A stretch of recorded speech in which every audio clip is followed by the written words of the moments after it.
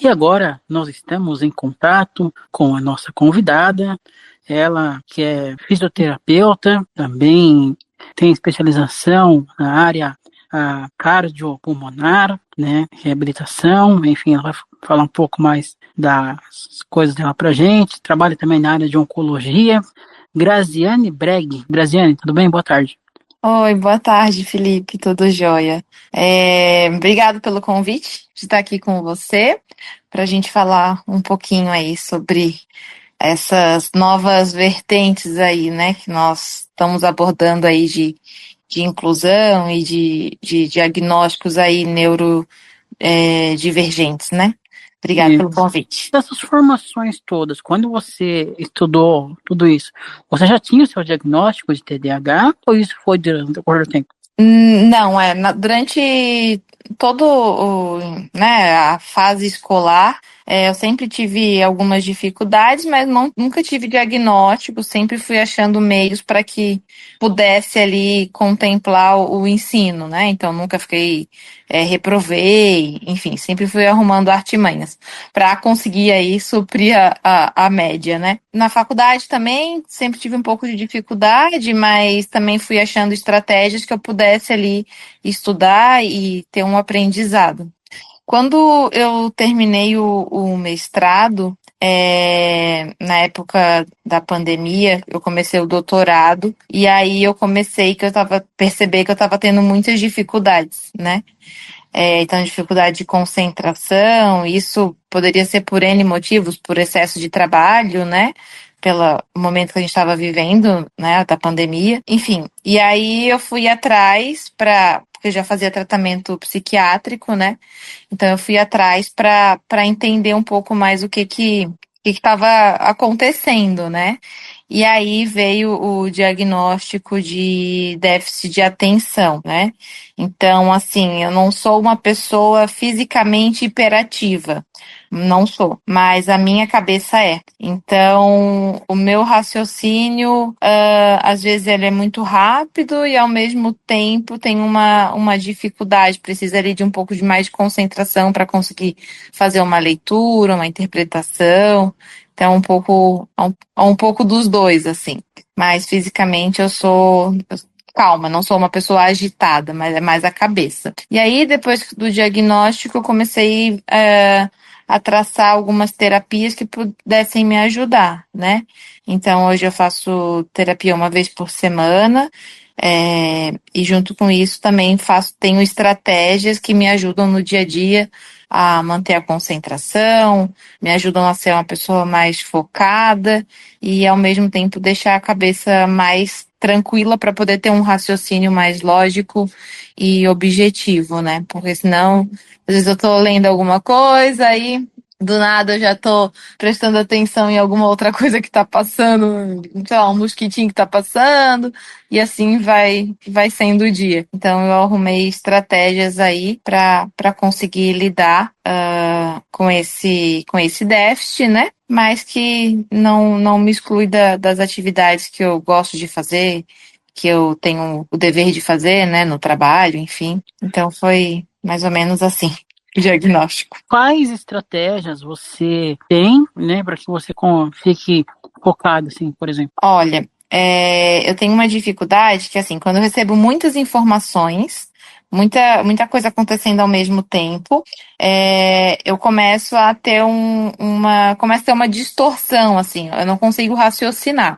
Então, uma das principais estratégias que a terapia comportamental me trouxe é anotar. Né, seja no celular, seja numa folha, para que essas anotações sejam o meu guia, para que eu possa entender o que eu preciso fazer e qual a prioridade dessas coisas que eu preciso fazer. Lógico, tem situações e momentos onde eu vou estar que eu não consigo ter essa tranquilidade para que eu escreva ali, né? Então, eu tento deixar, às vezes, no celular, ou tento, quando não são muitas coisas, eu tento meio que guardar isso na cabeça, assim. Só que às vezes acaba passando alguma coisa, porque a memória também não é 100%.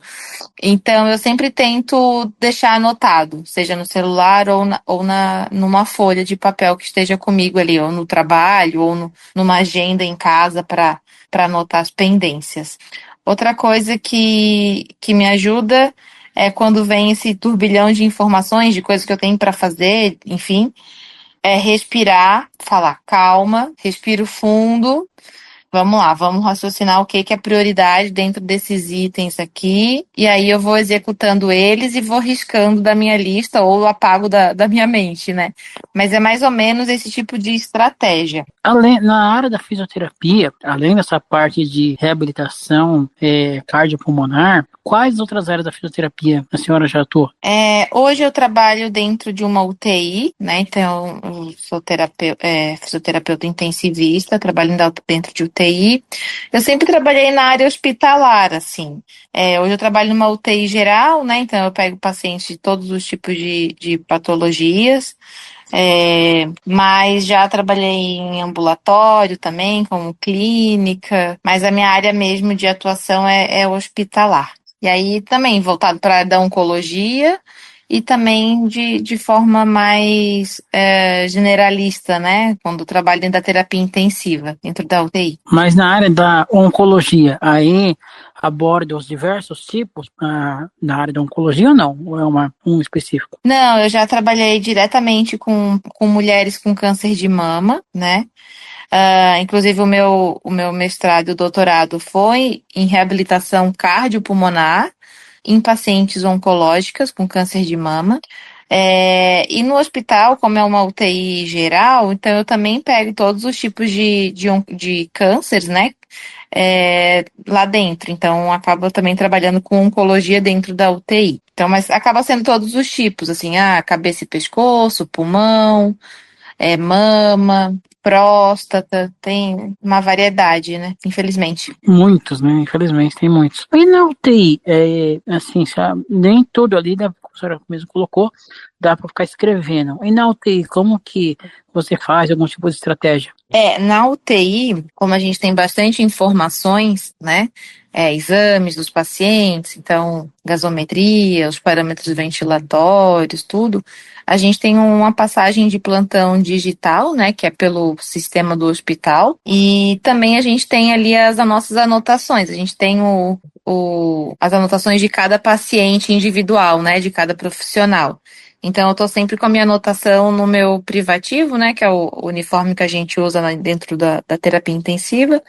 Então, toda a informação que eu tenho, que eu preciso anotar, que eu preciso lembrar, alguma coisa específica para na hora de evoluir esse paciente no sistema, eu deixo anotadinho na minha folha, que é ali onde eu me ancoro para pegar as informações, não deixar passar nada batido, ter tudo bem, bem centrado ali para poder evoluir ou para conversar com o médico, com a família, enfim. Então, também utilizo dessa artimanha do papel, da escrita ali para manter o foco nas funções. Você considera que, sendo uma pessoa com TDAH, de uma certa forma, quebrou uma barreira, essa questão de como que eu vou estudar hoje? Você se considera um exemplo para outras pessoas? Olha, eu não sei se é um exemplo, mas eu acho que o diagnóstico veio tardio, né? Eu acho que né, quando eu era adolescente, se eu fosse na época da infância ou na adolescência, isso fosse diagnosticado antes, eu acho que isso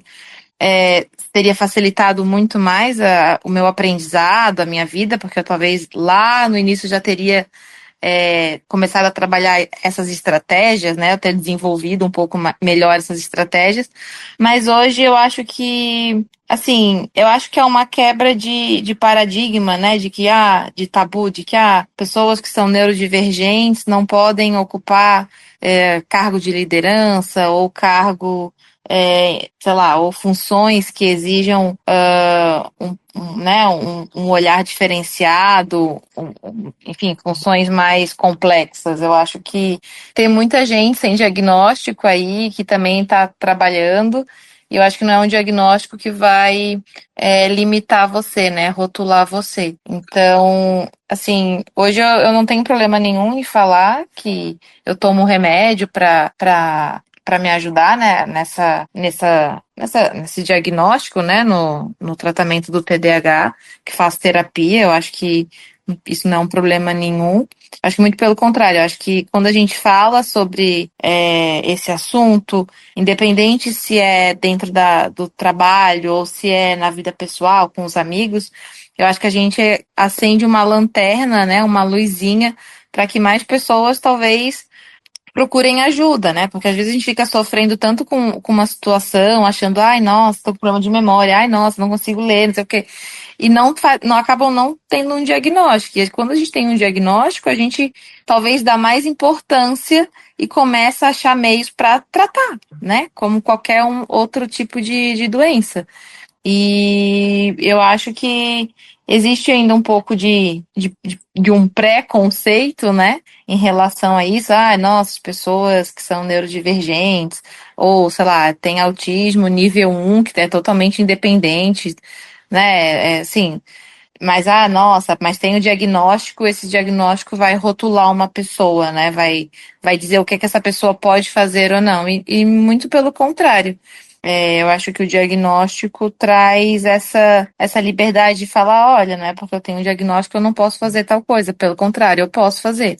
Se eu não tivesse o diagnóstico, eu ia estar ocupando a mesma posição que eu estou agora. E com o diagnóstico também estou. Então, isso não, a gente não pode deixar que isso seja uma barreira, né, para que a gente possa fazer as nossas funções, sei lá, realizar os nossos sonhos. Eu acho que isso, conversar sobre isso, falar sobre isso é essencial para que mais pessoas possam também quebrar essa barreira. Ô, Grazi, mas assim, dentro do seu meio de trabalho, a sua equipe, você treinou a sua equipe de uma certa forma para que a comunicação flua mais fácil, para que você falou, às vezes é muita informação, pode me deixar, sei lá, perder um pouco o foco. Você fez algum tipo de treinamento com eles? Não, treinamento com eles não, mas sempre quando eu vou conversar com eles, sempre que eu vou pegar alguma informação ou passar alguma informação, eu tento, principalmente quando é para eu absorver essa informação, né?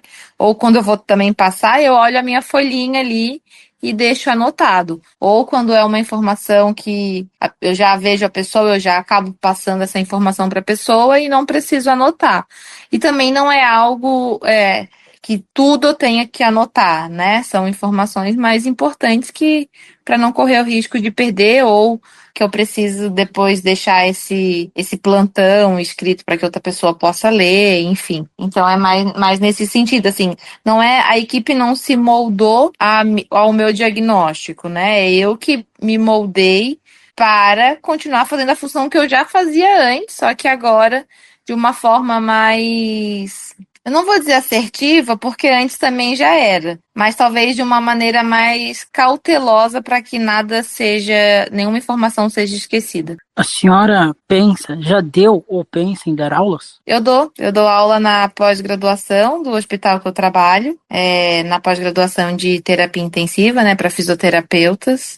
Fiz o doutorado e o mestrado a fim de ir para docência. Então, são os planos para os próximos anos aí, de repente, tentar dar aula na graduação mesmo. Qual hospital que você trabalha? Eu trabalho num hospital particular aqui de São Paulo mesmo. E como que para essa questão de aulas? Você também elabora um roteiro, uma estratégia para manter os alunos focados em você? Como hoje a gente trabalha muito com metodologia ativa, né? Então é muito dinâmico o ensino, o momento ali de aula, né? Então, lógico, vai ter a parte que é mais teórica, mas a gente acaba trazendo essa teoria para dinâmicas, né? Então a gente trabalha com quadro clínico, né, dos pacientes, então a gente dá exemplo de casos, a gente discute em cima daquilo, cria estratégias de tratamento com atividades que todos participam, ou a gente divide em grupo a sala de aula, mas eu já tenho um roteiro de como fazer isso, de como deixar o aluno ali não disperso, né? Ou ter a percepção, fazer um estudo da turma para entender a maioria da turma se encaixa mais em um tipo de atividade, né? Outro mais nesse, para receber esse conhecimento, para conseguir fazer a absorção. E aí a gente tenta mesclar na sala de aula a melhor estratégia para que todos possam ser contemplados ali com o ensino, né? Que saiam ali daquela aula entendendo o conteúdo. E como conciliar o período letivo com o período hospitalar dentro da UTI, né, que é uma área tão difícil com tanta pressão? Assim, o hospital, né, eu trabalho de segunda a sexta no período da manhã. As aulas da pós-graduação, como não são todos os dias, né? Então, às vezes é a cada 15 dias, e não é sempre que tem aula que eu dou, né? Então tem algumas disciplinas, assim, algumas aulas específicas, então fica bem tranquilo. E eu também tenho os meus pacientes que eu atendo no período da tarde, né? Pacientes particulares que eu atendo a domicílio. Então é tranquilo de conciliar. Lógico, às vezes precisa, né, tirar um tempo para refazer a aula, refazer o conteúdo, traçar dinâmicas, né?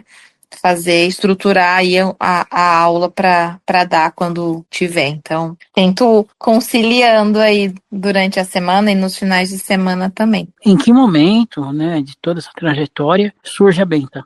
A Benta, ela surgiu pós-pandemia, quando um quadro de depressão estava mais agudo, assim. E, na verdade, eu sempre tive cachorro, né, na minha vida inteira, mas depois que eu mudei para São Paulo, eu acabei não tendo mais aqui. E eu sempre quis sempre quis voltar a ter cachorro e falei que eu iria adotar depois que eu defendesse o doutorado, né? Só que aí, nesse meio tempo, pós-pandemia, eu fiquei muito mal, tive uma descompensação, assim, da depressão e tal, já tratava, já fazia terapia, mas uma amiga falou, olha, está na hora de você adotar um cachorro, vamos adotar, e aí eu fui adotar. Aí queria um cachorrinho, queria um filhotinho, né? E eu queria pegar um filhotinho de vira-lata, né? Porque o vira-lata não, agora é SRD, né? Sem raça definida. É, Pegar um caramelinho, né? Aí tava que lá. mudança, hein? Aí, quando a gente foi ver, tava a Benta, tinha recém tomado banho lá na ONG, tava bem assustada, ela foi descarte de canil, e ela já era grande, né? Ela é uma Golden, então ela já tinha ali perto de 1 ano quase, já tinha um porte bem grande, assim, bem maior do que eu imaginava do que eu adotaria. E aí eu acabei adotando ela, e aí ela veio pra casa, tal, a gente passou umas dificuldades de adaptação, ela tinha bastante medo de muita coisa. E aí a Benta ficou alguns meses aqui comigo, e aí a minha psiquiatra foi observando que eu estava evoluindo, né? Então estava melhorando, estava reduzindo a dose das medicações. E aí ela perguntou o que que tinha modificado na minha vida, se eu tinha voltado a fazer atividade física e tal. Aí eu falei que eu tinha adotado uma cachorrinha, já tinha 2 meses. E aí ela que me veio com a informação sobre cão de apoio emocional e associou essa melhora, obviamente, além da medicação, da questão da terapia regular, né? A Benta, né? A companhia da Benta em todo esse processo. E aí foi onde eu procurei, né? Profissionais, pessoas que tinham conhecimento sobre cão de assistência, cão de apoio emocional. E aí cheguei até o Paulo Serrati, né? Que foi o adestrador da Benta, junto com a Patrícia, que adestraram a Benta, a gente foi conversando, foi adestrando, ele fez uma avaliação dela, viu que ela tinha perfil, e foi aí que a gente começou a inserir a Benta no meu tratamento. Então, foi uma conversa multidisciplinar, né? Então, o adestrador, a psiquiatra, psicólogo, todos em conjunto. E aí a Benta foi adestrada aí pelo Paulo e hoje ela tem uma função muito importante na minha vida. Então foi através dela que eu comecei a melhorar, que eu comecei a sair mais de casa, né? Porque pós-pandemia tive toda essa questão psicológica e trabalhei muito na pandemia também, então acho que isso acabou dando uma contribuída para uma sobrecarga, né, de modo geral. E aí as coisas foram melhorando, assim, sair de casa já não era mais um problema para mim, já comecei a socializar mais com outras pessoas, porque a partir do momento que você tem um cachorro, né, você automaticamente vira mais sociável, porque as pessoas param, querem mexer no cachorro, querem conversar, ou você acaba saindo mais com o cachorro para passear também. E foi nesse contexto aí que a Benta modificou a minha vida. Então hoje ela é o meu cão de apoio emocional, tem um treinamento, continua sendo treinada, ela faz outras atividades além de só companhia, então ela consegue pegar a minha bombinha da asma, ela faz terapia de compressão quando eu tô mais ansiosa. Ela tem uma função bem importante aí no meu dia a dia, né? Nossa, para quem queria um cãozinho vira-lata, mudou bem. É, Pois é. em relação à pandemia, né? Qual para você, sendo fisioterapeuta, trabalhando em UTI, qual foi o seu grande aprendizado na pandemia?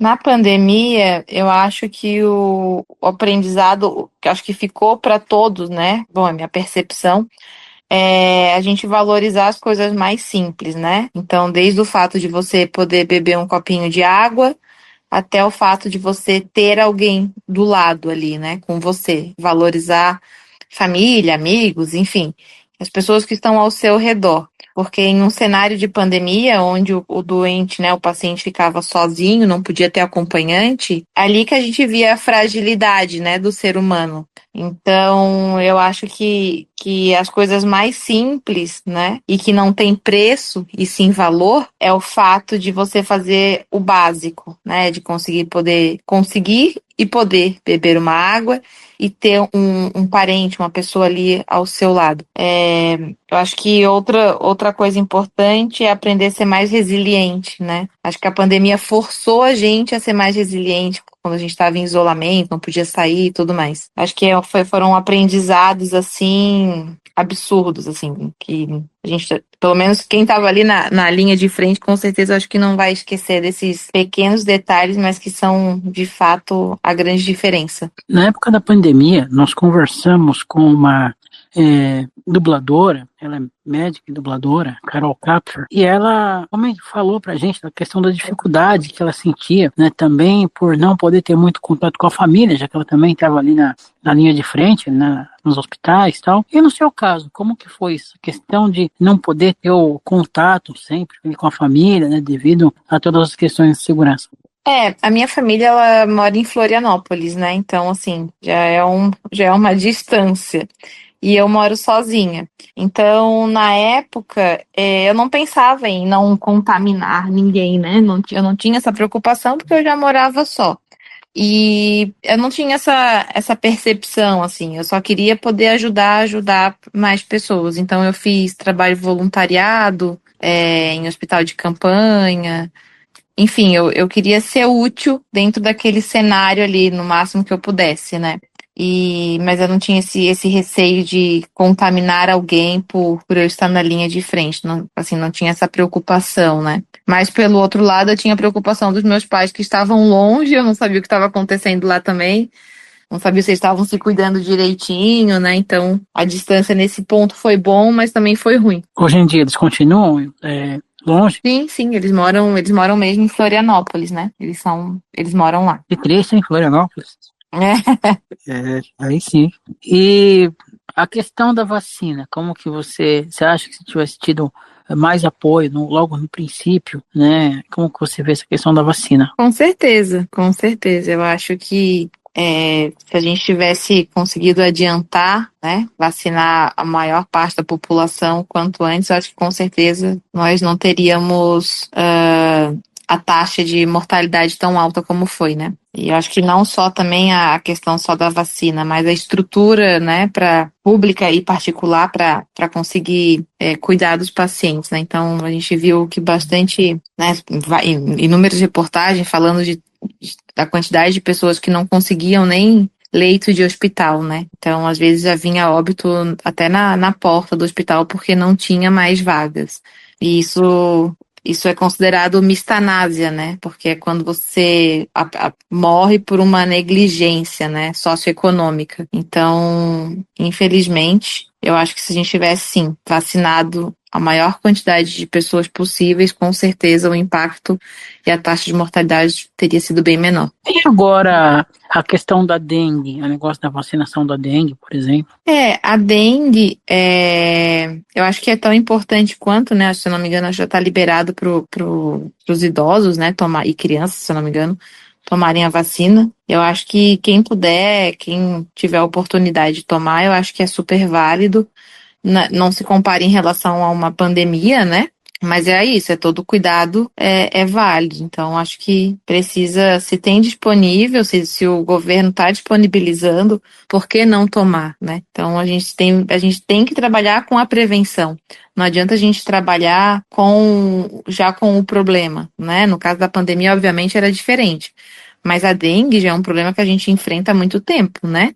Então, isso é sazonal. Tem anos que tá mais, tá menos. Eu acho que o cuidado vem do básico, desde você não deixar acumular água no seu quintal, nos potes de planta, até tomar a própria vacina para fazer essa prevenção. Então, é um cuidado contínuo, né? É uma educação contínua que a gente tem que fazer com as pessoas, e começando dentro da nossa própria casa. Ainda na questão da Bento, o único lugar que você não pode entrar com ela é na UTI. Durante o seu período de trabalho, como que você faz quando você está na UTI? A Benta, ela não entra no hospital, ela não trabalha comigo, né, como um cão de serviço para, sei lá, para pessoas com autismo, criança e tal, que podem acompanhar. E também a Benta não entra nesse caso, porque ela é cão de serviço emocional, e também porque o ambiente que eu trabalho, ela não é permitido entrar animais, né? Nesse intervalo, eu sou medicada, né? Eu tomo remédios, meus remédios eu tomo sempre de manhã. Então, o que me favorece também a ter um equilíbrio no decorrer do período de trabalho. É tranquilo quando eu tenho uma crise de ansiedade, algo que eu vejo que eu vou sair um pouquinho do prumo ali, eu tenho remédio de resgate também que eu posso fazer uso, mas normalmente é tranquilo, assim. Mas tem dias que são mais difíceis, que tipo, eu não vejo a hora de chegar em casa, porque é com ela que eu me recarrego, que eu me acalmo, assim, funciona mais ou menos assim, medicação de habitual, né, de uso contínuo, e quando preciso eu tenho medicações de resgate que eu posso utilizar também em determinadas situações.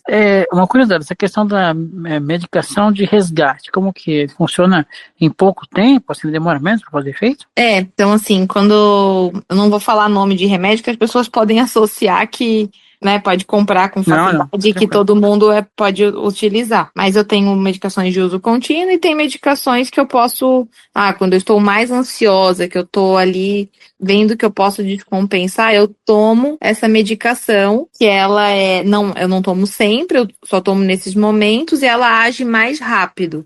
Então, ela tem uma ação imediata. Então, se vamos supor que ela seja da categoria de um ansiolítico e eu vá tomar, ela já vai fazer efeito de imediato. Não é que nem as medicações de uso contínuo, que é uma liberação de tempo longo, né? Que ela tem uma ação durante o dia inteiro. Não, essa medicação de resgate é quando eu já tomo e de imediato ela já faz efeito. Mas já faz você meio que voltar para a forma que você queria. Já me deixa mais calma, já me deixa mais controlada, Mas menos ansiosa. você consegue sentir quando você vai ter uma crise? Sim, consigo. Tem taquicardia, começa a respiração ficar mais ofegante, ou quando a minha cabeça começa, tipo, eu começo a pensar, a raciocinar demais e não consigo assimilar, então eu paro, respiro, vou lá, tomo remédio, recupero um pouquinho, tomo uma água, e aí pronto. Essa questão da depressão, pelo fato de você lidar com pacientes, né, em situação de risco numa UTI, você não faz você ser depressiva. Não tem perigo de você puxar isso para você? Tem, mas eu acho que isso é em todas as situações, né? Assim, apesar do diagnóstico, óbvio, tem situações e situações. Tem situações em que você está mais apegado ao paciente, que você acaba acompanhando o paciente por mais tempo, né? E acaba tendo um cuidado ali e tudo, né? Então, tem paciente que a gente fica mais chateado quando acontece alguma coisa, ou vai a óbito e tal. Mas existe um trabalho que a gente tenta não absorver isso, né? Então a gente está ali para cuidar, dar o melhor atendimento possível para aquele paciente, para aquela família, mas eu não posso deixar que isso me atinja, que eu traga essa carga emocional para casa, para que isso reflita no meu eu, né? Pessoal, não profissional. Eu brinco que a gente não pode a gente não pode deixar de sentir na UTI, né? Não é isso. A gente pode sim cuidar, se emocionar, só que a gente só não pode ser engessados, né? E nem fazer com que esse sentimento faça mal pra gente. A partir do momento que você não sente, não tem uma empatia, uma compaixão pelo próximo, acho que aí você já não precisa mais estar no ambiente que você está trabalhando, porque você já não está sentindo mais nada, você vira um robô, né?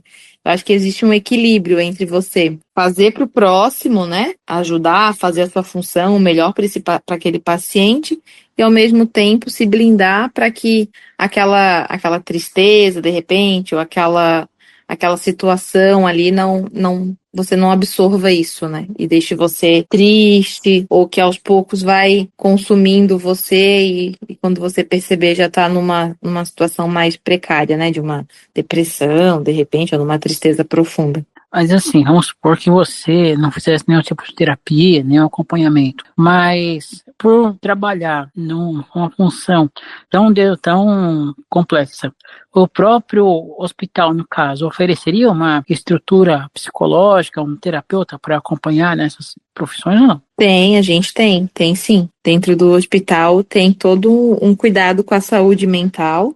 Já tinha há muito tempo, sempre teve, na verdade, né, o apoio. Tem disponível, tem as psicólogas, você pode fazer isso via telefone, também tem um canal para você conseguir se comunicar. Tem todo um suporte, assim, para os profissionais, sabe? Então, mesmo que eu não tivesse profissionais que não fizesse tratamento fora, né, particular, assim, a instituição, ela oferece isso para todos os funcionários.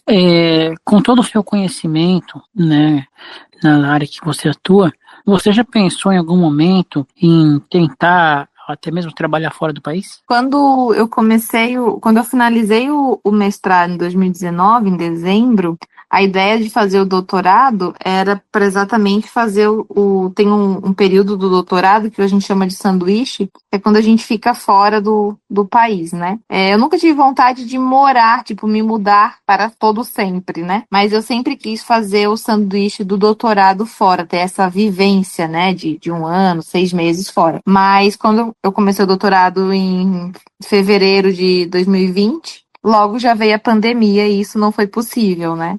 Agora eu não tenho vontade de mudar, agora. Mas eu tenho ainda uma vontade de ter essa experiência prolongada, seja por um ano ou alguns meses morando fora. A pergunta que não quer se calar: por que o sanduíche do doutorado?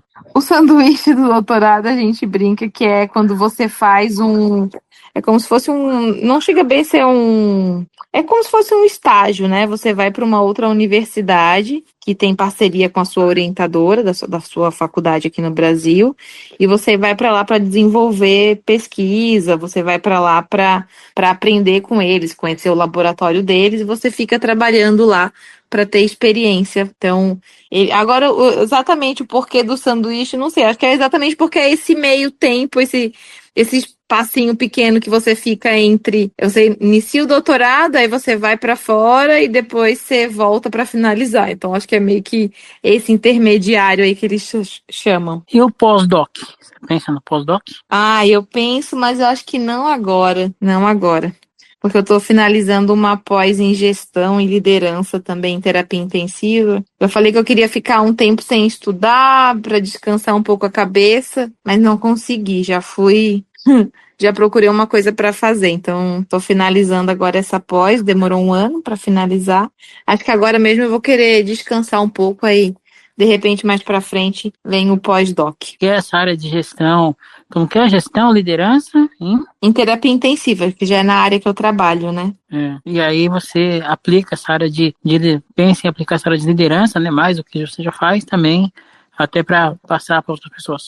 Hoje eu já tenho um cargo que, dentro da UTI, né? que já é de referência técnico, assim. Então, eu acho que é importante a gente se estruturar, né? Se ter conhecimento para a gente poder lidar com essa questão de gestão, que a gente quase não aprende na faculdade, que isso vem mesmo só com pós, para você aprender a lidar com pessoas, né? Fazer gestão de pessoas é importante. Então, não é só executar uma função, você precisa saber como executar essa função e como fazer da melhor maneira possível, né? Então foi por isso que eu fui atrás de fazer essa pós-graduação. Aí eu tive total apoio da minha chefia, né? Por já executar já ter esse cargo de liderança também lá dentro, então foi mais para aprimorar e aprender outras coisas dessa parte administrativa que eu não tinha contato diretamente. Além do seu diagnóstico, já passou pela sua cabeça se você tem também, ou já fez algum exame,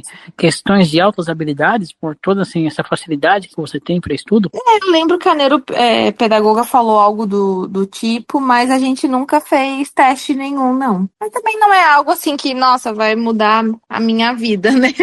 Eu gosto de aprender, eu gosto de estudar, então eu gosto de aprender um pouco de tudo. Então, eu aprendo, eu leio aquilo, aí quando aquilo que eu já entendi, aí eu já perco o interesse, vou para uma outra coisa.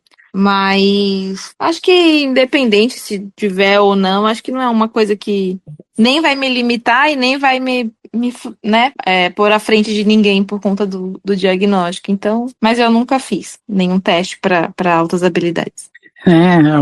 Assim, essa área de estudo, né, é muito, muito bom, né, esse interesse de estar aprendendo cada vez mais também, passando, né, como você dá aula também na pós, passando todo o seu aprendizado. Quem para você são as referências na área, assim, que você teria como espelho? Na área da fisioterapia, eu acho que a minha gestora atual, né, ela é muito boa coordenadora, assim, ela é na área hospitalar, né, de gestão, ela é, assim, excelente, ela faz um trabalho excepcional, então eu me espelho nela, tenho ela como referência mesmo, assim, então acho que a minha chefia, ela é uma referência para mim. E tem uma professora da faculdade que foi quem me apresentou a oncologia, né? Então, que eu já venho trabalhando na oncologia desde a época da faculdade, fazendo projeto de pesquisa, iniciação científica, né? Que é a Mirela Dias, que é uma fisioterapeuta conhecida aí no Brasil todo, dá curso e tudo. Então, ela é uma grande referência também de profissional, assim, tanto assistencial, uma excelente pessoa, como de ética, sabe? Como professora, assim, ela é um exemplo para mim também. Então, acho que essas duas profissionais são grandes nomes. E na área da pesquisa, a minha orientadora, né? Que é excelente, assim, é uma pesquisadora excepcional, não tenho o que falar, assim, ela me ensinou muita coisa, ela é maravilhosa. O nome? É Luciana Malozá. Qual ou quais, para você, são as principais dificuldades de se trabalhar na área da oncologia no Brasil? Eu acho que quando você fala no serviço público, eu acho que o que mais tem um impacto quando chega para a gente na fisioterapia é em relação ao diagnóstico tardio, né? Então, muitos pacientes de diversos tipos de doença, né, oncológica, chegam para a gente já em situações, às vezes, com avançado, né? Então, às vezes já tem uma metástase, às vezes já tem um primeiro tumor, né? O tumor, já tem um tumor primário, já tem um outro secundário. Então, eu acho que esse atraso no diagnóstico é o que não desmotiva, mas o que nos deixa mais chateado por diminuir a possibilidade de cura. Na rede particular, as coisas acabam andando um pouco mais rápidas, né? Então, o paciente acaba fazendo diagnóstico mais precoce, consequentemente já tem um tratamento traçado e, consequentemente, às vezes menos sequelas, né? Então, mais fácil de reabilitar, mais fácil de cuidar, e são pacientes que talvez tenham maiores condições de poder fazer a fisioterapia, né? Diferente às vezes, de quem depende do SUS. Por que que, no caso do câncer, assim, às vezes, vamos supor, a pessoa trata, consegue ficar um tempo bom, alguns anos, numa condição boa, e depois, quando ele volta, ele geralmente, não sempre, mas a pessoa acaba vindo a óbito. Por que que isso acontece? Isso é muito difícil de explicar, assim. Mas o que pode acontecer é porque pode recidivar, né? Então, às vezes o paciente tratou, recuperou ali e tudo mais, e de repente esse câncer pode voltar. Ou volta como metástase, ou volta como um outro tipo de câncer, e aí acaba talvez levando esse paciente a óbito, né? Mas existem vários fatores, não tem como te dizer, é isso que acontece ou aquilo. Ou às vezes o paciente pode falecer também da própria sequela, né? Então, quando, sei lá, vamos dar um exemplo, paciente que tem câncer de mama, que faz quimioterapia, né, por muito tempo, a gente sabe que a quimioterapia, ela tá ali para matar as células cancerígenas, mas elas podem ter consequências também, né?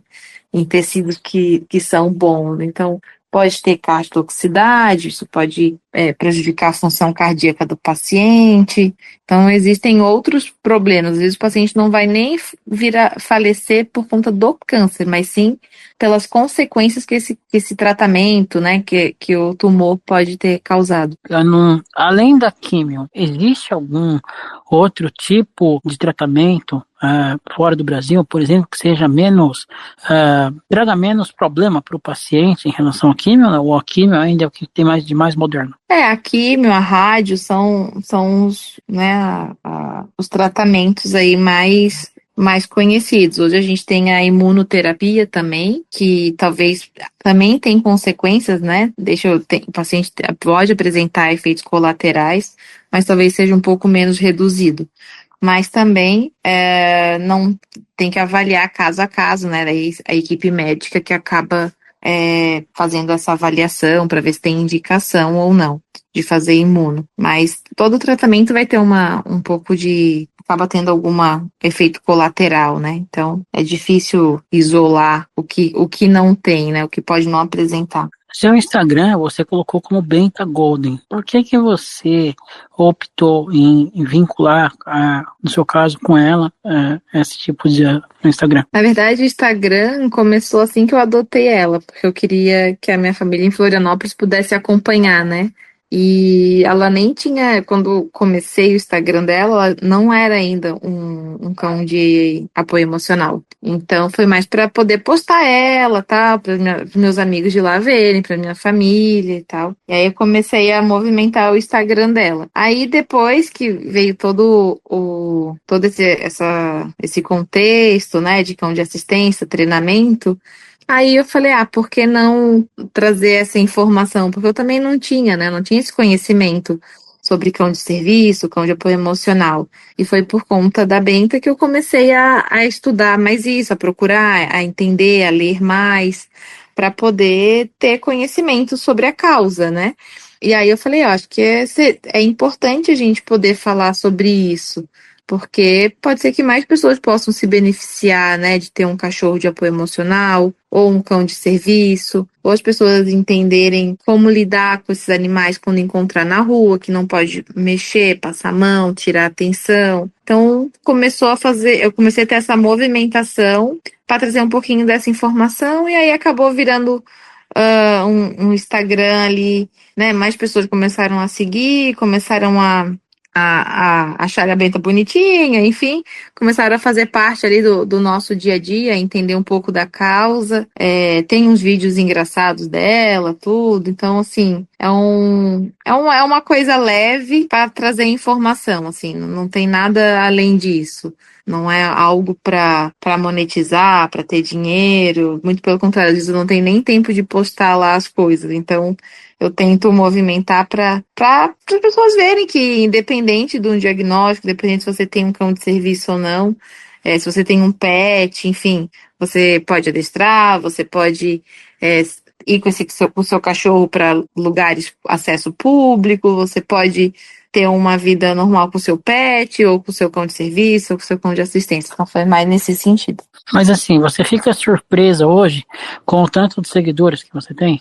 Não, nunca foi uma meta ter, assim, tantos seguidores, sabe? Eu acho que as pessoas acabam. Eu acho que o Instagram traz isso, né?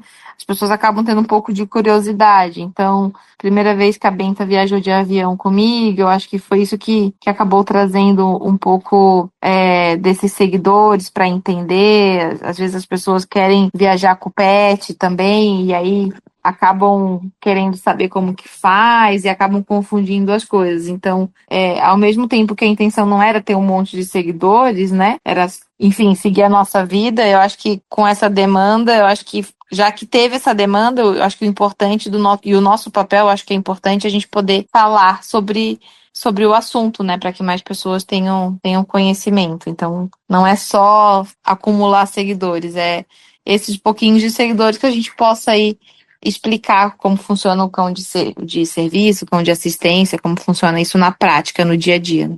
Qual o principal perrengue que você já passou com ela? Perrengue que eu já passei com ela, eu acho que não é bem perrengue, mas é uma coisa que me incomoda muito. É quando ela tá com o colete, tá identificada que ela tá em período de trabalho comigo e as pessoas não respeitam, elas não param nem para ler o colete, já passam a mão nela, querem pegar, ou ficam chamando de longe para que ela dê atenção para ele, sabe? Isso me incomoda um pouco, assim, isso me irrita, na verdade. É a mesma coisa que falar faça, né? Não...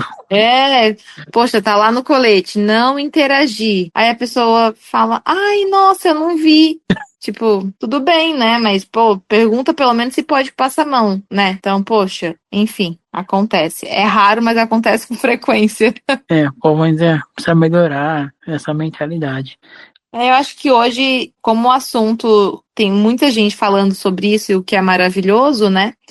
As pessoas talvez começam a ter um pouco mais de consciência de que não é para chamar, que não é para passar a mão, né? Então, acho que aos pouquinhos a população vai aprendendo e é desinformação mesmo.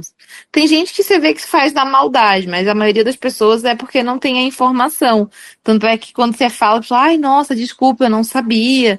E aí elas querem entender um pouco mais como é, sabe? Tiram dúvida, isso é legal, assim. Ou tem gente que já tem o conhecimento, né? E aí já sabe, não pede para passar a mão, ou já ensina o filho, não, filho, o cachorro tá trabalhando, não pode passar a mão nele, não sei o quê. Então, acho que isso de novo, é uma educação contínua que a gente vai ter que ter, uma mudança de cultura, né? Mas é aos pouquinhos que a gente vai mudando isso. E todo mundo falando, né? Repetindo as mesmas coisas. Acho que uma hora a gente consegue aí atingir o máximo de pessoas possíveis. Você comentou numa das respostas, que você fazia esporte, né? Qual esporte você fazia? E se hoje você pensa em algum momento em retornar de novo? Eu sempre gostei de jogar tênis, né? Então, eu jogava, antes da pandemia eu jogava mais, agora eu não acabei deixando aí no período da pandemia o tênis. E aí foi um conjunto de coisas. Aí trabalhou demais, parei de jogar tênis, aí tive uma descompensação alimentar, então acabei ganhando peso. Então agora eu quero tentar voltar aos poucos, sabe, a fazer uma atividade. Acho que a atividade física ela é extremamente importante, faz parte do tratamento também, né? É muito bom poder fazer, mas precisa ser uma coisa prazerosa, né? Que você goste de fazer de fato. Não adianta fazer por obrigação. Então, talvez eu volte aí para jogar tênis, é uma coisa que me faz bem. Essa questão da alimentação que você comentou, né? Você faz algum tipo de dieta, algum tipo de alimentação ali, até por culpa pela função que você exerce? Não. Depois da pandemia tive esse aumento de peso, eu acho que também por descompensação da depressão e tudo mais. E agora eu preciso, por questão de saúde mesmo, né? É mais saudável. Enfim, eu preciso perder peso. Então, assim, não existe uma regra, eu tô tentando aos pouquinhos, às vezes é mais difícil, mas eu tento manter uma alimentação mais equilibrada mesmo. Óbvio, tem final de semana que eu vou comer pizza, normal. Mas eu tento durante a semana seguir uma alimentação mais regrada, mais saudável, nada de extraordinário, nada de restrito.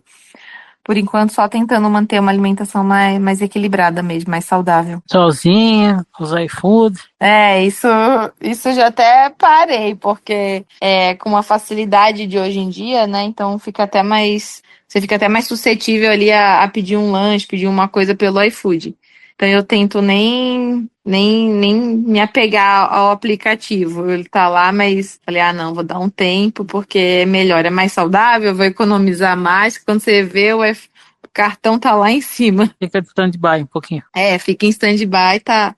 Não apaguei, mas ele tá lá. Caso precise, numa emergência, ele tá lá. E o tênis, você chegou a participar de competições, assim, jogando, ou era mais por hobby? Não, só por hobby, só. Só porque eu gosto mesmo. Sempre gostei, desde criança. Mas nunca cheguei a competir, nada disso. Só mesmo pra fazer uma atividade. Terra do Gustavo Kirten, né? Floripa. Pois é. Floripa, ou você vira tenista ou você vira surfista. Tipo isso. Aliás, eu confesso que na época do Gustavo Kirten, como deficiente visual, como pessoa cega, né? Até fazia um esforço para acompanhar, porque para um cego acompanhar uma narração de tênis, primeiro que é uma linguagem muito específica, e Sim. fica aquela bolinha, aquele gemido, acaba, sei lá, dando uma situação assim meia ruim, você ficar ali acompanhando bolinha para um lado, bolinha para o outro. Quase. Porque não tem uma narração assim, né? Que nem tipo futebol, acaba tendo uma narração, Não, né? até tem, mas é que a linguagem é muito específica. Fala, deu um slash na bola. Pra quem tá vendo, beleza, mas ele não descreve. Entendi. Então, assim, fica muito parada. Aquelas linguagens, top spin. Pra quem sabe o que é, beleza. Out. É. Mas pra quem não sabe, você, como assim? Então eles faziam esforço na época do Guga, mas confesso que depois eu parei de acompanhar. Embora agora tenha assim, uma modalidade, né, no Brasil, ela tem origem na Argentina, principalmente, ela é muito praticada, que é o blind tênis, que é o tênis para as pessoas cegas. Chegou no Brasil também, já tem, Interessante. mas ainda não foi apresentado para ela. Né? Acabo fazendo atletismo, correndo. Legal. É bom, atletismo é legal. Antes eu também corria, mas depois que eu comecei a ganhar peso, eu parei né, já tava com um sobrepeso, aí eu falei, vai machucar o joelho, então precisa perder um pouquinho de peso para voltar a correr com maior segurança, para não prejudicar as articulações. Né? E ainda estando na área da saúde, sabe todos os riscos, né, que pode ter. Todos os cuidados. Aliás, essa é uma coisa que acontece com o pessoal, né? Eles tá com sobrepeso, vou tentar correr para emagrecer, tirar. E aí acaba prejudicando o joelho, aí fica mais tempo em repouso por conta de dor, e aí acaba ganhando até mais peso às vezes. Bom, doutora Graziane Breg, em nome da Web Rádio Teletema, do programa Espaço da Inclusão, gostaria de agradecer a atenção da senhora, a gentileza aqui com o nosso programa. Gostaria que você, por favor, fizesse suas considerações finais e deixasse uma mensagem, passasse seus contatos. Eu queria agradecer, Felipe, pelo convite. É uma honra, viu? Poder falar e contar um pouquinho da minha história, né? Eu acho que a gente não pode se rotular por alguma deficiência, pelos CIDs que a gente tem. Eu acho que cada pessoa é individual e a gente não tem como, não tem e não deve, né, rotular ninguém por uma deficiência, por alguma doença que essa pessoa tem. Então, eu acho que o grande recado assim, de modo geral, eu acho que é isso. A inclusão, ela tá mais presente, cada dia mais presente no nosso dia a dia, graças a Deus. A gente precisa acolher e ser acolhidos, né? Para que a gente tenha um mundo mais inclusivo, com mais oportunidades para todos, que independente de diagnóstico, todos somos seres humanos, todos somos iguais, né? Então, se respeitar o próximo, dar oportunidade para as pessoas, eu acho que isso é uma coisa que a gente, né, as empresas vêm abrindo as portas, né, para que a gente tenha mais inclusão de deficientes, enfim, de todos os tipos de inclusões possíveis, né? Então, acho que o segredo e o recado é esse, a gente não rotular ninguém, sempre poder estender a mão, né, para acolher as pessoas, para que elas possam se desenvolver e dar o seu melhor também. E é isso, assim, eu agradeço demais o convite. O meu contato, né, é o Instagram da Benta, então tá lá, Benta Golden, quiserem seguir. A gente posta um pouquinho da nossa rotina. O ano passado a gente fez uma viagem de carro, eu e ela, a gente foi pra Argentina. A Benta foi conhecer a neve, depois a gente fez todo o Uruguai, tem um pouquinho lá no nosso perfil também. Então aproveita e conta um pouquinho pra gente. Essa viagem assim, tava de férias e aí eu queria viajar com ela e queria fazer isso de carro. E aí eu decidi que nós íamos até Bariloche de carro, saí daqui de São Paulo, fiz essa viagem até lá, foram 7 dias viajando, toda noite eu parava numa cidade para dormir com ela. E foi super tranquilo, a gente foi, conheceu a neve, ela amou, brincou, comeu gelo, rolou na neve. Nossa. Depois a gente foi para Buenos Aires, ficamos lá uns dias, depois a gente atravessou de ferry boat para o Uruguai. Aí, Uruguai a gente foi costeando também, fez Colônia del Sacramento, Montevidéu, Punta del Oeste e Punta del Diablo e voltamos para Florianópolis, depois São Paulo. Então foram 28 dias viajando, conhecendo culturas diferentes, conhecendo o quão não inclusivos ou inclusivos são esses países, né? Que muitos não têm muitas cidades, muitas pessoas não tinham ainda esse conhecimento do cão de assistência emocional. Então foi interessante assim ver a visão desses outros países. E foi uma Você teve experiência muito dificuldade legal. com ela, assim? O nível de polícia, esse tipo de coisa? Não, na polícia, na imigração não, foi bem tranquilo. Tinha toda a documentação certinha dela, toda a certificação internacional como precisa, lá de vacinação. Não tive problema na imigração, nada do gênero. Eu tive problema mesmo em acesso público, assim, né? Das pessoas terem conhecimento, porque mudam as leis, né? Então, no Brasil, eu já sei quais leis que protegem a gente de ter acesso público. Na Argentina não tinha, né, esse conhecimento, nem no Uruguai. Mas as pessoas que cruzaram nossos caminhos foram muito gentis sempre. Eu mostrava a identificação dela e eles acabavam não arrumando problema, então eu tive acesso com ela em todos os lugares que eu precisei. Então foi bem tranquilo, mas eu acho que nós ainda somos mais desenvolvidos em relação ao cão de assistência do que esses outros países. Mas foi uma experiência bem bacana. Ok, Grazi, muito obrigado. Conversamos com a doutora Graziane Breggin aqui na Web Rádio Teletema, programa Espaço da Inclusão.